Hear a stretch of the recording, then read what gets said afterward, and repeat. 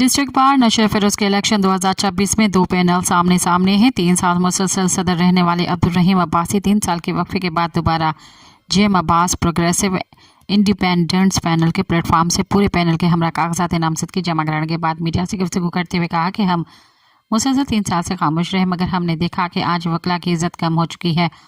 अदीला से लेकर अफसर शाही तक वकला को वो एहतराम नहीं मिल रहा जो मिलना चाहिए। उन्होंने कहा कि वकला की इज्जत और वकार बुलंद करने के लिए हम मैदान में उतरे हैं और एक गुलदस्ते के साथ आए हैं जो इस इलेक्शन में भारी अक्सरियत से कामयाब होगा, क्योंकि हमारे मुखालिफिन अपनी ही डिस्ट्रिक्ट बार में इज्जत खो बैठे हैं। जिन लोगों ने बार के वेलफेयर के पैसे अकाउंट से निकलवाए हैं वो आज तक उसका कोई मिस्बत जवाब नहीं दे सके। वकला के मुसलसल एहतजाज के बाद मैं मैदान में आया हूँ। गुज़िश्ता 4 साल से यही दोस्त मुसलसल ओहदों पर फाइज रहे, मगर बार का तक़द्दुस बहाल ना कर सके और नहीं वकला को वो इज़्ज़त दे सके जिनके वो हकदार हैं। सब्सक्राइब कयो अवामी न्यूज़ HD के ताज़ा तरीन ख़बरुन ला ॾिसंदा रहो अवामी न्यूज़ HD।